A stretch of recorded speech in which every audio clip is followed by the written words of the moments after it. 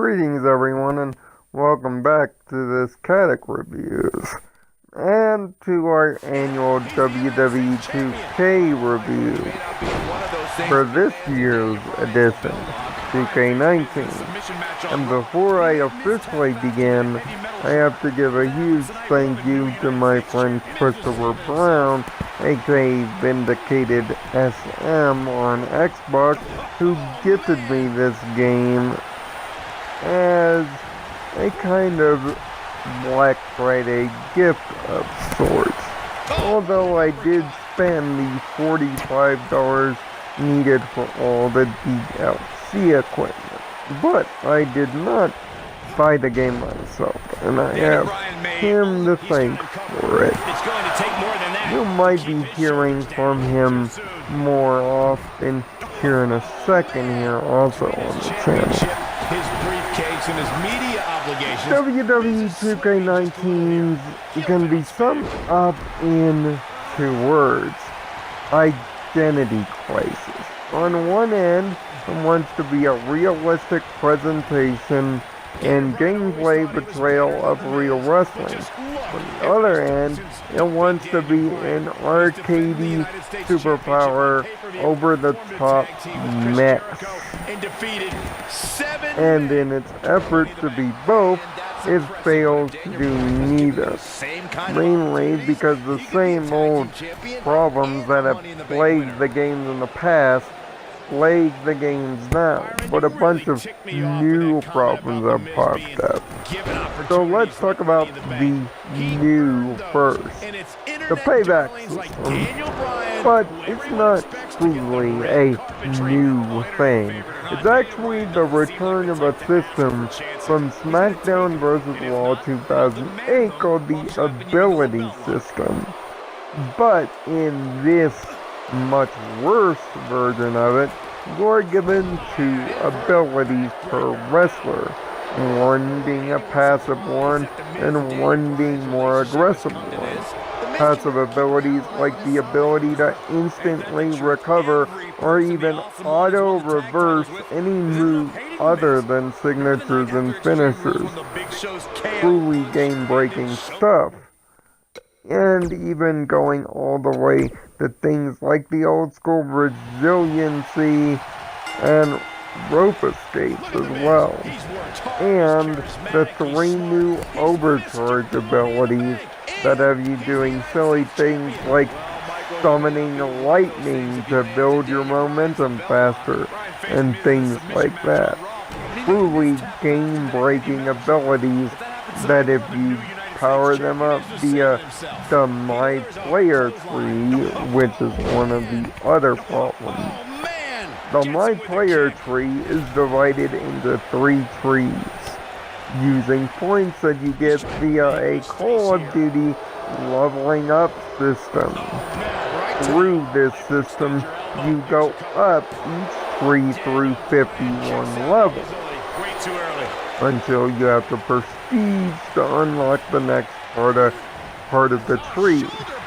Now, this can be supervented by paying $5 for the My Player Quick Start or the Season Pass, which you'll need that too for a different reason, being that the rosters are woefully inaccurate. In fact, two of the WWE's current champions, Buddy Murphy and Tommaso Ciampa, aren't even part of the roster, making this the most inaccurate roster in WWE history, sans the other missing British wrestlers and the like. On top of this failure of authenticity comes from the many animation glitches that still exist within the game's physics engine. Although the animations for most moves have been widely improved over the past year, it's still not improved enough.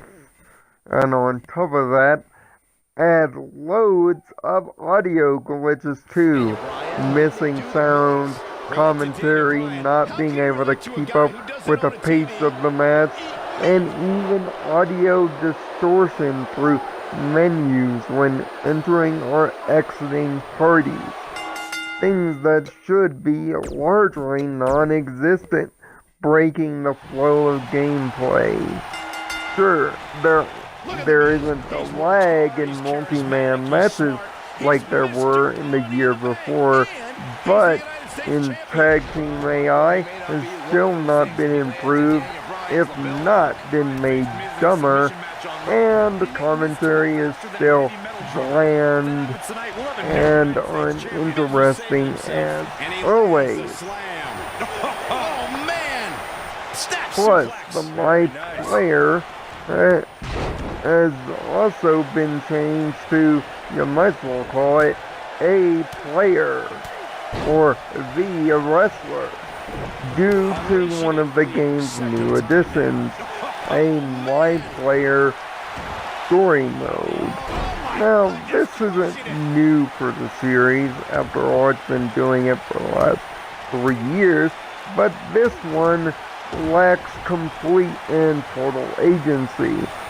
Although the game will give you the illusion of player choice throughout the game, the biggest one being the creation of your own custom title that you quickly lose because the story demands it, you have completely no agency here. It's just a whole bunch of menus and using the Create Suite at times to improve yourself.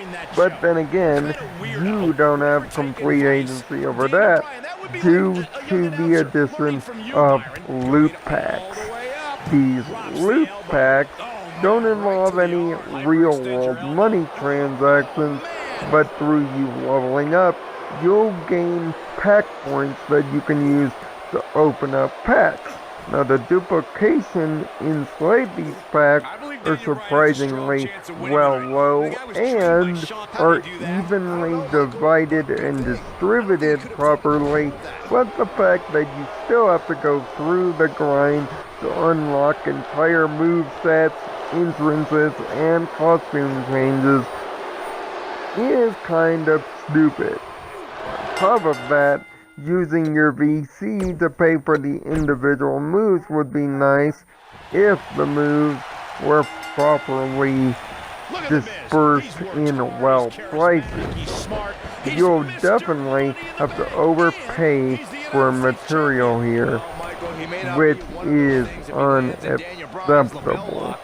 $1,300 for a signature move, $10,000 for an entrance, $6,000 for just a normal grapple move. These prices can get insane. So you'll be doing most of your grinding through the pack. Thanks to the My Player and 2K Towers, this is alleviated to a point. Taking a page from Mortal Kombat 10 Towers mode, taking on wrestlers in a match after match gauntlet in which your health refills to earn the highest score and earn either VC or pack opening currency if you're going through the My Player, plus earning stars and currency through playing online. Now, I will make note that I did not play any of the online systems before doing this review. Why? Because like the menus, other than the color swap, I feel that they are largely unchanged, as well as the menus themselves.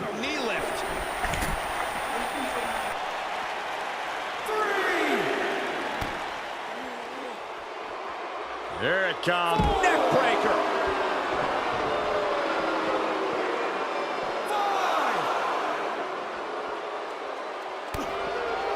5, 6.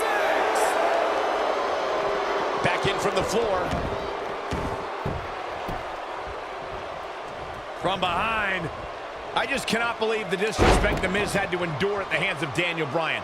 All he wanted to do on NXT was help Bryan, and that vegan nerd never listened. Two main modes of the game are the My Career Story mode, in which you play as a indie wrestler from the indie promotion BCW that ends up becoming a WWE champion through a long and twisted road involving twists and turns and even direct references to WWE storylines over the past year.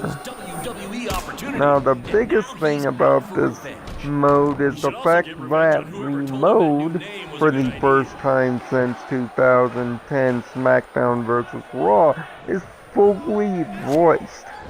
But if you listen to some of the voices in the mode, you can clearly tell which wrestlers are giving effort. Wrestlers like Matt Hardy, Bray Wyatt, and Bayley, and wrestlers that are not giving effort, like Randy Orton, Finn Balor, Kurt Angle, Braun Strowman, Triple H, and others.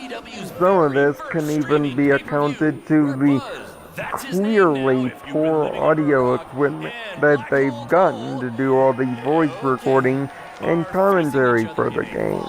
On top of this, John Cena isn't even John Cena. They've also added podcasts like segments through enticing conversations and Up to No Good. These two podcasts are interesting, being enticing conversations being the better one, with a fictional character named Jack Pace that oddly sounds like legendary commentator Jim Ross. I haven't checked the credits to see if it is him, but it's way too oddly specific not to sound like him. As for Up to No Good, it's pretty bad. Practically using your cell phone to do everything from customizing your entrance and your overall look to going through the complicated skill trees, as I mentioned earlier, is key to beating this mode. And it once again has a poorly implemented and pathetic endgame. Combining the career mode with the universe mode and making it one super mode would be the easiest way to resolve this problem, especially in the endgame. But once again, this easy fix is totally ignored. The second main mode is the showcase mode, returning from a year off for an even weaker and more pathetic showing. This time being the return of Daniel Bryan, which, if you watch the WWE program currently, as I do, now comes off as awkward and weird. This showcase mode was done soon thereafter. It was announced that Daniel Bryan would be returning to the ring just in time for WrestleMania 34. As you play his career from an indie darling, getting his first shots, being part of the NXT initial roster when it was a reality show, all the way up to its WrestleMania 34 tag team match with Shane McMahon against Kevin Owens and Sami Zayn. You get to see the ups and downs of Daniel Bryan's career.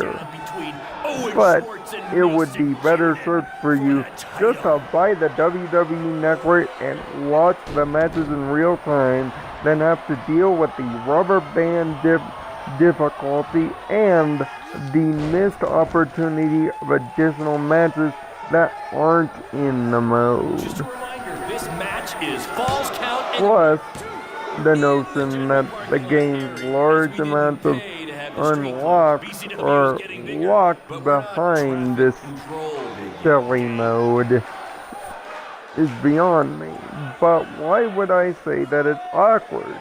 Well, in the current WWE standing, he's a vegan heel hippie type character. See what I mean? When you play this mode in its current time frame, everything is awkward. Plus, compared to other showcases in previous years, like the 25 years of WrestleMania, to even the career and path of the Attitude Era, even CM Punk's short showcase mode is better than this. Although seeing the actual videos of the actual matches in a kind of vignette form never get old. But sadly, this mode has worn out its welcome. And combine that with the less than interesting and somewhat boring career mode as well, although the career mode is sadly better written than the last 3 years of WWE television in some points. It didn't do enough to hold my attention other than having to complete it to justify this review here. I really never wanted to play the thing. Combine this with the universe mode being largely unchanged from years past, and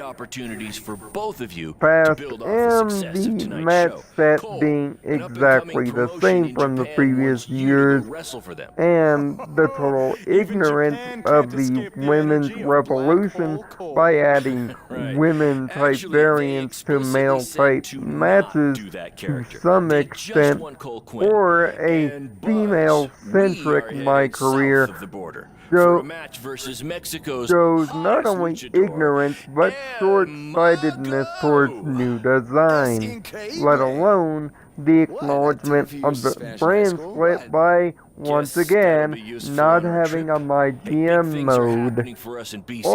All of these things missing from the missing roster to everything else hurts the still impressive Create Suite with the ability to make custom side plates for the new belt designs its major add-on. It too remains largely unchanged. But that's pretty much the game. A game that is largely unchanged. Sans these two additional modes, and they both come off half-baked, which means the entire game comes off half-baked. That's why I'm giving WWE 2K19 only a 4 out of 10. I was going to give it a 5, but upon further inspection, that would be giving this game way too much credit. There isn't enough new here to justify a new purchase, especially with the missing roster. In order to equate it, you would have to buy $45 worth of DLC, and even then, it's not enough. And this is no longer excusable. 2K, take 2. It's about time you actually listen to your community forums and give the fans the modes they want. Not the loot packs and grind that they don't. Grind does not equal value. Consistency and quality does. Find peace in your own nirvana. I'll see you next time.